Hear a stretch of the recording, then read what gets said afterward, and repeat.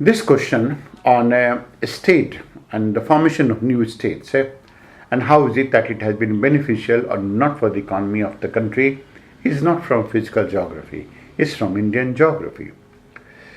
The question reads, discuss whether formation of new states in recent times is beneficial not for the economy of India. Now in the year 2000, three new states, Jharkhand, Chhattisgarh and Uttarakhand were carved out from the large states of Bihar, Madhya Pradesh and Uttar Pradesh respectively. All of these new states had some type of an impact on the economy of the country. This can be studied from the perspective of several topics. One of them is going to be natural resources. The change in the distribution of resources post-breakup is striking. Almost all the mineral resources accrued to Jharkhand upon separation, leaving Bihar with little or very little resource. In contrast, while Chhattisgarh gained a large share, Madhya Pradesh retains considerable resources. Since pre-breakup, UP had very little amount in mineral resource. The division left both of them states with even less. It was not going to be known for mineral resources in any case. The main change due to breakup is the creation of a new political identity and the consequent changes in the attribution of rents in the breakaway states. Second has been with respect to agricultural growth. New states have hardly matched the agricultural growth of the parent state, but their growth is higher than the average national agricultural growth rate.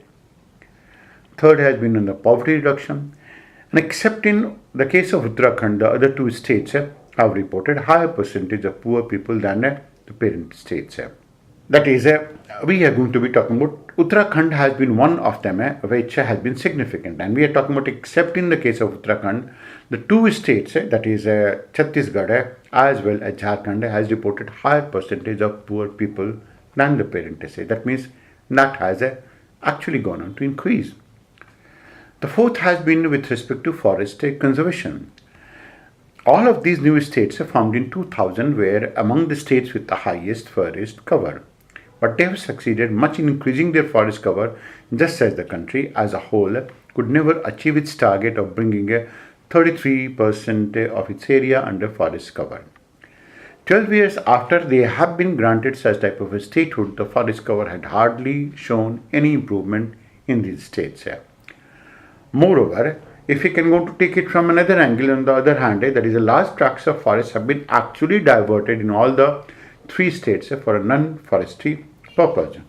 If some amount of increase in the statistics is going to be shown, this is largely because of a change in the definition of the forest. The fifth has been in GDP growth. Among the three new states, Jharkhand has reported the lowest GDP growth. However, in comparison to the parent states, the growth rate again goes on to be lower than that. Sixth is an infant mortality rate. The infant mortality rate shows a declining trend in all the states, and the performance of Bihar and Jharkhand have been notable between 2009 and 2011. That goes on to go with the whole of the country, all in all. Seventh has been with respect to extension of the irrigation facilities. Irrigation potential of Jharkhand dipped drastically after separation. Now, there was no need for creation of so much amount of an irrigation potential, and it utilized only some of its portion. Bihar, which created something like some 240,000 hectares of potential, utilized around 60% of it, and Uttarakhand has also not been able to do it so. So, while the decision to divide India on a linguistic basis is culturally sound because cultural regions in most cases coincide with the physical divisions, linguistic states have helped to promote regional languages and thereby to develop distinct personality of different states. This division is economically and geographically not sound because it creates more problem than actually it goes on to solve. So it has been responsible for it, and the new states have not made too much amount of a difference the way they could have made it. India is in the midst of a vast social economic change, and because of these type of changes, it requires that the states must go on to be regrouped and restructured in a different manner. One of the ways in which can be suggested for the purpose of the restructuring of the entire of the state makeup is going to be associated with carving out some small states. So dividing India into many more steps, and the advantages in this case will be a smaller size, a greater autonomy, and increased competition will going to encourage economic efficiency among the states.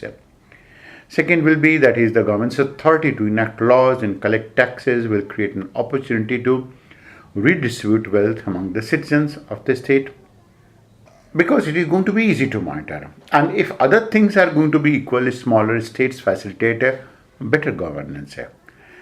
The benefit from the small state is that they compete against each other, and of course the efficiency goes on to increase.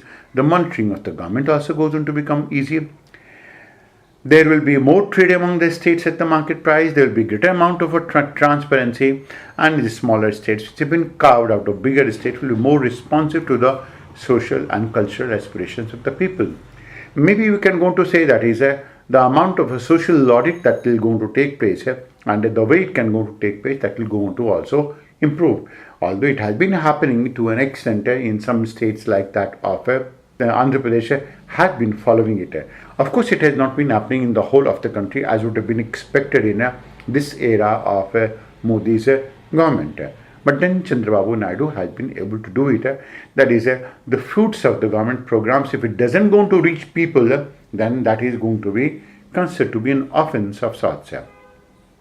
Andhra Pradesh has been responsive in this case, but it's not the same thing that is going to be with most of these North Indian states. Of course, they are heavily bureaucratized, and no one knows it better than you that it is the bureaucracy that goes on to hold the progress of the country. They will never allow the country to be developed at all.